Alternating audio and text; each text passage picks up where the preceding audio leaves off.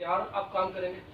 बिस्मिल्लाहिर्रहमानिर्रहीम जी, बिल्कुल। हम तो उस टाइम भी बाख्तियार थे जिस वक्त हमारे मुखालिफ हुकूमत आ चुकी थी। अब तो आज बैठे हैं, देखते हैं, ज्वाइनिंग देते हैं, पता लगता है कि कितना एक हमें इन्होंने बाख्तियार किया। सुप्रीम कोर्ट का आपको पता है हमारे पास फैसला है, उसके बाद भी अगर हमें किस तरह तंग किया जाता है तो अगला टाइम हम सारे चेयरमैन जो है वो पूरे पंजाब लेवल पे एक बनाएंगे।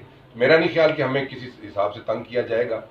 बाकी जो है वो हालात आपको एक दो दिनों में पता लग जाएंगे। आज फर्स्ट डे है, ज्वाइनिंग है, इसके बाद फ्यूचर का जो होगा इंशाल्लाह आपके साथ डिस्कस करेंगे। आगे बाद 2 माह रह गए हैं, शहर पूरा गर्मी में घिरा हुआ है, पानी खड़ा है, 2 महीने में सब कुछ सारा शहर साफ कर लेंगे आप?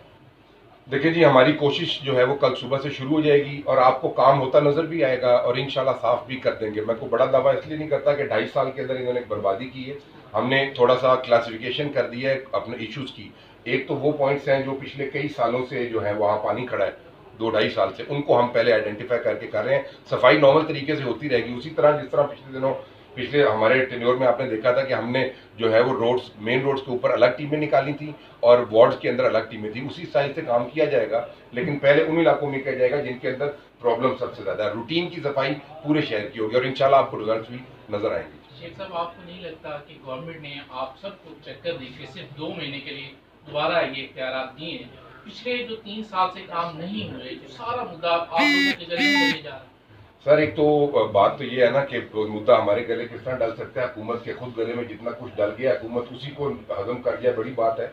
हम तो एक लड़ाई लड़ रहे थे कानूनी, और आपको पता है तारीख में पहली दफा हुआ है कि बल्दियात बहाल हुई है। हमने ये लड़ाई अपने लिए लड़ी है। जो आने वाले हमारे दोस्त हैं जो आइंदा इलेक्शन लड़ेंगे, उनको कम से कम ये श्योरिटी हो गई है कि आज के बाद कोई भी हुकूमत पर्सनल लाइकिंग डिसलाइकिंग पे किसी भी इदारे को खत्म नहीं कर सकेगी। ये लड़ाई थी फ्यूचर के लिए, किसी न किसी ने करनी थी, हमने कर दी।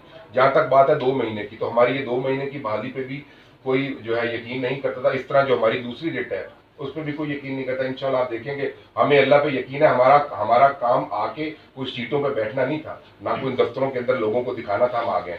हमारा ये था कि हम इनको बता दें कि अगर कोई सियासी आदमी सीट पे आके बैठे तो वो एडमिनिस्ट्रेटर से बेहतर काम कर सकता है, जो इंशाल्लाह आपको आज और कल से नजर आना शुरू हो जाएगा।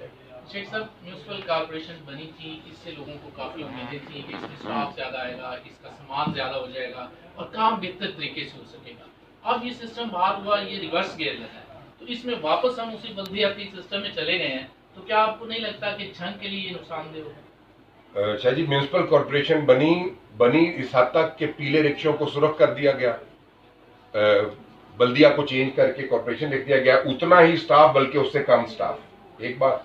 फिर दूसरा जो फंड था, मुझे नजर आया कहीं तो कॉरपोरेशन का फंड मिला हो, वो एक नाम दे के आपको नाम का चौधरी बना दिया गया, लेकिन आपको इख्तियार कोई ना दिया गया। तो उससे बेहतर वो बल्दिया ही थी, कम से कम चलो काम तो कर रही थी। हमें ऐसी कॉरपोरेशन का क्या फायदा? हम तो अभी भी कहते हैं कि हम इसको कॉरपोरेशन ही कंसिडर करते हैं, क्योंकि इन्होंने तो आपको पता है माइनर सी बीच में चेंजेस करके जो टेम्परेरी सेटअप हमारा बनाया, तो ये इस तरह वही है। लेकिन ये इदारे जो है वो सिर्फ तख्तियां बदलने से और व्हीकल के जो है कलर वो चेंज करने से नहीं बनते। कुछ इख्तियारात और कुछ फंड्स भी दिए जाते हैं, वो नहीं दिए गए। ये बदकिस्मती सिर्फ जंग की नहीं, ये पूरे पंजाब का रोना है। जब हम चेयरमैन आपस में बैठते हैं तो हर तरफ यही हालात हैं जो जंग के हो।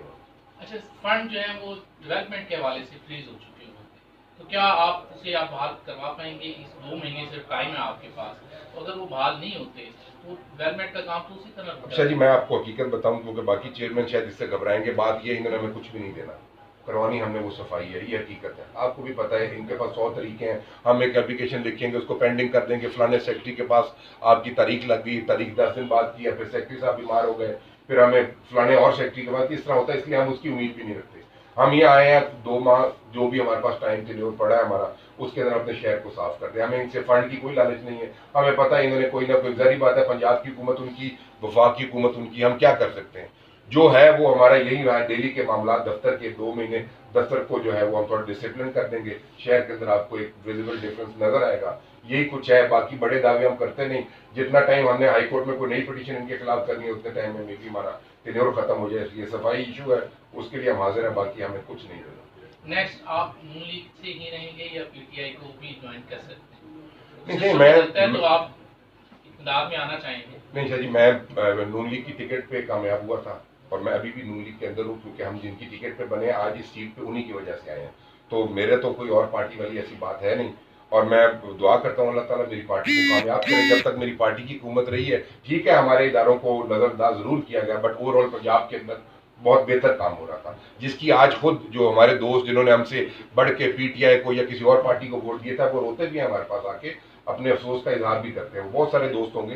तो इसलिए मैं तो ये कहूँगा कि अगर पंजाब में आप कुछ काम बेहतर करना चाहते हैं तो फिर नून लीग को आना चाहिए। यानी ये कहा जा सकता है कि अब ये सिस्टम बहाल होने से जो पंजाब में खासतौर पर छंग में नून लीग की हुकूमत डिस्ट्रिक्ट लेवल पर और म्यूनसिपल कॉर्पोरेशन लेवल पर आ चुकी है। बिल्कुल, देखें जी, जिनकी टिकटों पे हम कामयाब हुए हैं, आज हम कहें कि हम उनके साथ नहीं हैं तो वो हमारी भी ज्यादती है। सारे हैं पूरे पंजाब को, आपको पता है हम सारे का सारा, कुछ 2-3 मेरा ख्याल जिले छोड़ के, वो भी जिले की कोई एक आधी जिले के चेयरमैन की सीट थी, बाकी नीचे भी अगर तहसीलें थी या म्यूनसिपल कॉर्पोरेशन थी या म्यूनसिपल कमेटियां थी, ऑलमोस्ट सारी नून लीग की थी। अब कोई भाग जाए मैं उनका नहीं कहता, अपनी बात में ही कर सकता हूँ कि हम अपनी पार्टी के साथ खड़े हैं और इंशाल्लाह उसको उनके लिए दुआ गो भी है कि हमारी पार्टी को अल्लाह दोबारा मौका दे कि, और साथ ये गिला भी जरूर करते हैं कि हमें अगर पार्टी अपने टाइम के अंदर कुछ थोड़ा सा मजबूत कुछ इख्तियारात दे जाती तो शायद हमें ये दूसरी हुकूमत के आगे रोना ना पड़ता और शायद वो ये इकदाम ना उठा सकते, जिसकी वजह से 2.5 साल एक लंबी तवील अदालती लड़ाई लड़के हम अपने आप को बहाल करके हैं। आप अपना बाकायदा इजलास बल्दिया का कब? 2 से 3 दिनों के अंदर बुला रहे हैं जी। कुछ मेंबरान हमारे बाहर हैं, उन्होंने 2 दिन का टाइम लिया, इंशाल्लाह परसों या उससे अगले दिन जो है इजलास हम रख रहे हैं। पहला इजलास बाकायदा तौर पर हम कर लेंगे। आज का पहला ऑर्डर क्या है? आज सर मैं सिर्फ और सिर्फ सफाई के लिए बैठा हूँ। ये जरा मुबारकबाद वाले चले जाएं। अमला, जिन जिन अफसरान के घरों में अमला भेजा गया है, किसी एमएनए एमपीए के घर में अमला कितने सालों से काम कर रहा है, वो जिस तरह मैंने last time by single order वापस मंगवाया था वो मैंने लाइन अप करवाने, शहर को उसी तरह 4 हिस्सों में डिवाइड करना है। हर टीम के ऊपर एक जो है उनका बंदा करूंगा पॉइंट आउट, ताकि वो वहां जाए और उनसे काम करे। आज जो है ना वो मेनली सफाई है, कल नक्शा और इस तरह करके जो डिफरेंट हमारे मामला हैं उनको लेके बैठे। बल्दिया में बहुत लेवल पर करप्शन की बातें होती है, करप्शन होती है हर जगह पर, जिस तरह आपने जिक्र किया नक्शा के हवाले से, इसी तरह इसके और बहुत डिपार्टमेंट में करप्शन हुई है पिछले दिनों, उस हवाले से आपका? देखें जी, मैं 2 महीने बैठा हूँ।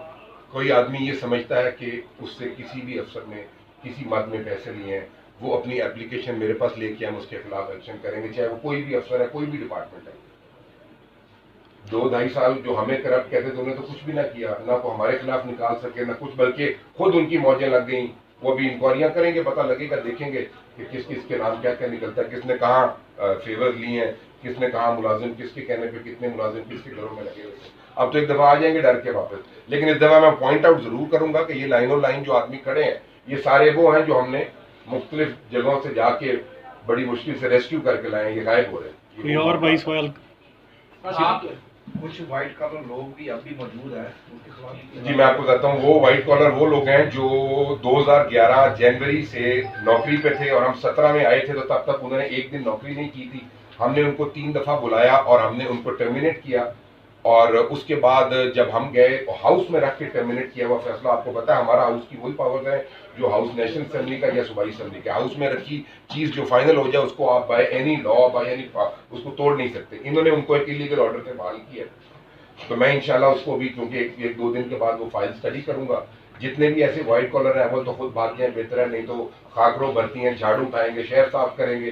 कोई कपड़े की दुकान का मालिक है तो वो समझ रहा होगा, सुन रहा होगा, उसको अब झाड़ू उठा के नालियां साफ करनी चाहिए। कोई किसी का पीएस है वो भी झाड़ू उठाए और सफाई करे। जो इन्होंने वो तनख्वाहें उस टाइम की ली हैं वो इंशाल्लाह जिन अफसरान ने साइन किए हैं उन सब के खिलाफ केस बना के हाई कोर्ट के अंदर भी और एंटी करप्शन को भी हम भेजेंगे। वो एक्शन इंशाल्लाह आपको नजर आएगा। शायद अल्लाह ने हमें मौका इसलिए दिया 2 महीने का कि हम इनका इलाज कर सकें। आखिरी सवाल, आपके साहब दौर में बहुत ज्यादा लोगों ने बल्दिया के खिलाफ धरने दी आपके बिल्कुल सामने, तो ऐसे लोगों के लिए क्या मैसेज? ऐसे लोगों को मैं सिर्फ यही कहूंगा कि अब आपको शर्म आनी चाहिए। 2.5 साल आप लोगों ने इसको चलाया, अपनी मर्जी के सीईओज ले आए, अपनी मर्जी की ब्रांचेस के अंदर अफसरान के तबादले, सिर्फ सेहरा क्या लेते थे, फलाना फलाना अफसर ले आए, किसी ने इस महकमे का नहीं सोचा। और 2.5 साल अगर हम शरारती होते, बड़े मौके थे हम भी आके बाहर अपोजिशन में, आपको पता है जज्बात ज्यादा होते हैं हुकूमत की निस्बत, हम इनसे बड़े धरने भी दे सकते थे, लेकिन हमने हरकत इसलिए नहीं की कि एक दफा अवाम इनको देख ले और समझ ले। जिस तरह ऊपर वाले बैठे दावे और नारे मारते हैं उसी तरह ये नीचे वाले हैं, एक आपको मिलती नहीं है। वो वैसे ही वाशिंगटन से एमएनए बनी है तो गलती से यहाँ जंग में आ गई है, जो दूसरे हैं वो अपने मामलात में फिट हो गए हैं। तो इसलिए जो 2.5 साल अब मजा आएगा ना, अब अगले हफ्ते फिर हमारे खिलाफ आके बाहर बैठे, ताकि अब अवाम जो है इनको उठा के जूतों से भगाए और इनको बताए कि सियासत में और काम में फर्क क्या है। सर वर्ल्ड बैंक के हवाले से जो आप एक मुआहदा साइन करके गए थे, सीवरेज का, तो वो उसका 3 साल में कोई काम नहीं हुआ, तो उस हवाले से आप क्या करें? मैं जी उसकी ब्रीफिंग दूंगा इंशाल्लाह कल सुबह। वर्ल्ड बैंक, क्योंकि दोनों हजरात ने अपनी अपनी तख्तियां लगाई हैं, ना उनको पता है कि कितने का टोटल फंड था, ना उनको पता है, सिर्फ बोर्ड लगा दिए गए। जब सुनते थे कि शायद अगले हफ्ते हम आ जाएं एक इफ्तिताह करके, हमारी बहुत सारी स्कीमों का जंग सिटी में इफ्तिताह इन्होंने कर दिया जो बल्दिया हमने दी थी, तो इसलिए वो सब पॉइंट आउट करेंगे। ये जो इशारे थे इनके ऊपर भी आप देख लें, सुबह कोई इफ्तिताह कर गया, शाम को इफ्तिताह कर गया, तो ये बस एक दूसरे के ऊपर इन्होंने तख्तियों की लड़ाइयां लड़ी हैं। किसी ने उस प्रोजेक्ट को पूरी तरह समझा नहीं। एक हमने वर्ल्ड बैंक को फॉलो करना है, और एक वो जो अपना जिसके अंदर फीस हमने बल्दिया की तरफ से भरी हुई है, जो मेगा प्रोजेक्ट था सीवरेज का, उस स्कीम को हमने फॉलो करना है इंशाल्लाह। और वो तमाम डॉक्यूमेंट्स के साथ सारे मीडिया को और झांग के लोगों को हम बताएंगे। हम उसका बिल्कुल क्रेडिट नहीं लेंगे, कौन लाया इसको छोड़ें, किसने बर्बाद किया वो हम जरूर बताएंगे। थैंक यू वेरी मच, आप सब दोस्तों का बहुत